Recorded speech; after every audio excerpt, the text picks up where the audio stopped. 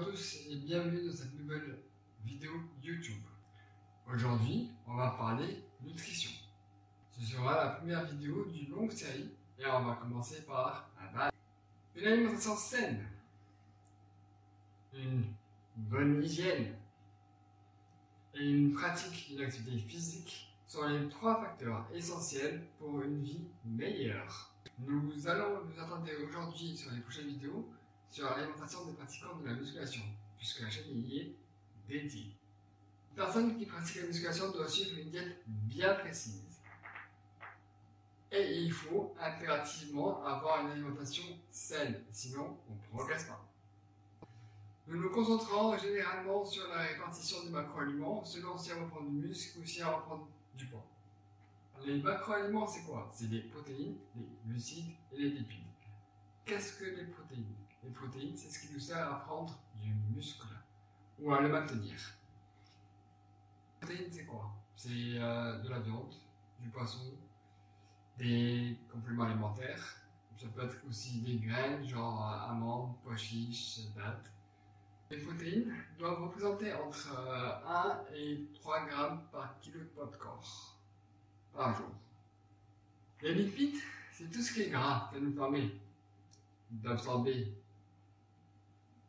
les vitamines, d'huiler le cerveau et de réguler les hormones. Et qu'est-ce que c'est que ce gras? Eh bien, c'est tout ce qui est viande, poisson gras, sardines, saumon, crème, le beurre et tous les tagines. Et bien, avec les glucides, on remplit le reste des calories qu'on a besoin de consommer tous les jours.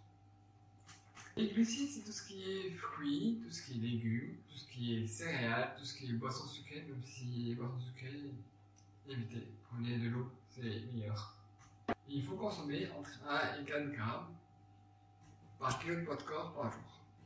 Mais ce qui est important, c'est qu'il faut consommer son total calorique par jour. Pour prendre du muscle, il faut être en excédent calorique. Ça veut dire quoi? Ça veut dire tout simplement qu'il faut consommer plus de calories qu'on en dépense. Donc on consomme 1500 calories, et il faut en dépenser 1200 par exemple. C'est-à-dire qu'on a les 300 calories qui nous séparent des 1500 qui vont nous servir à construire du muscle. Et pour perdre du poids, il faut être en déficit calorique, c'est-à-dire perdre plus de calories qu'on en consomme. Donc on consomme 1500 calories, et il faut en perdre 1600, 1700. Comment on calcule les calories? Et il faut prendre en compte un élément essentiel qu'on appelle le métabolisme de base. Le métabolisme de base, qu'est-ce que c'est? Notre métabolisme de base est le nombre de calories qu'on consomme tous les jours en restant assis. Et il y a plusieurs méthodes pour le calculer. Ces méthodes se basent sur notre sexe, notre poids, notre âge, notre taille et le dernier élément, c'est le taux de masse grasse. Alors, le taux de masse grasse, il y a des façons de le mesurer. Ou bien, sinon, il y a des méthodes qui vous donnent des photos et selon votre morphologie, vous choisissez une des cases et la méthode vous calcule tout cela. Je vais essayer de vous mettre un petit lien dans la description. Ensuite, il y a des applications qui sont très bien pour nous permettre de contrôler tout ça, en fonction des aliments que l'on consomme et des exercices qu'on fait. Cela nous permet de contrôler nos apports journaliers correspondant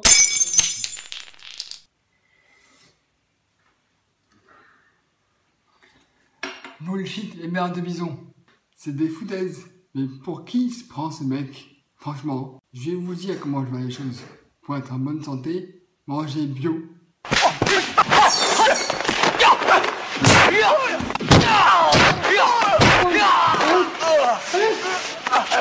Bon, allez, plus sérieusement. Pour être en bonne santé, il faut manger varié et équilibré. Donc, manger un jour du bœuf, manger de la viande hachée, choisissez 15% de matière grasse, un jour du poulet, un jour du poisson, ou encore de la dinde. Très bon la dinde, beaucoup de protéines. en prenant soin de mettre dans son assiette des légumes crus ou cuits et à feu très doux pour conserver les aliments. Baissez votre consommation de gras et de sucre et abolissez de votre alimentation ou de votre quasi le ketchup. Même bio, il contient du sucre raffiné.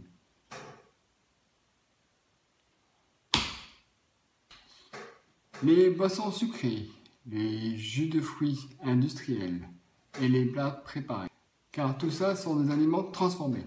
Par exemple, le riz blanc, un des aliments le plus nocifs pour votre santé. C'est comme si vous mangez du carton. Votre corps a besoin de certains nutriments pour péter la forme. Et le riz blanc, il est dépourvu de ces nutriments. Le riz blanc contenait à la base des nutriments qui lui ont été retirés.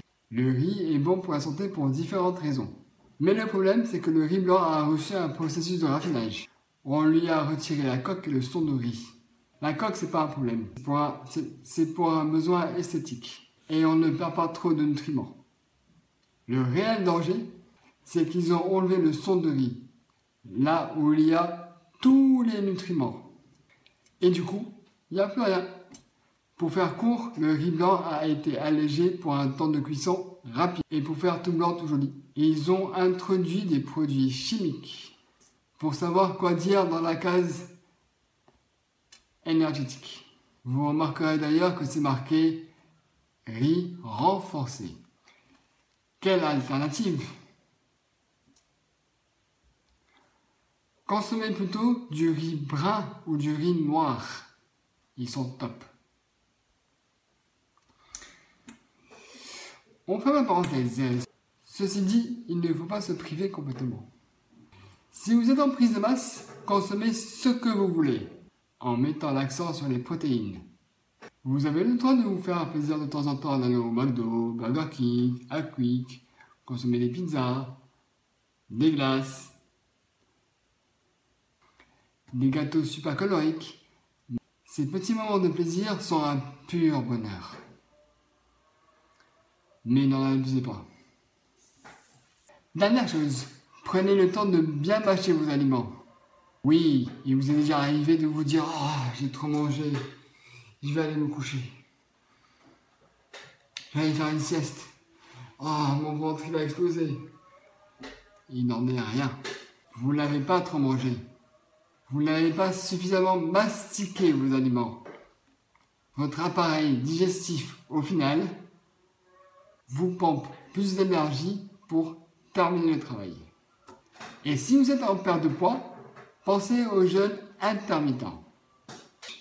Ramadan approche. Et ce sera l'occasion d'aborder le thème du jeûne dans la musculation dans une prochaine vidéo. Et si je trouve toutes les informations pour faire une vidéo avec du bon contenu. Je vous dis à très bientôt. N'oubliez pas de liker, commenter et vous abonner. C'était Mr. M. Tchuss.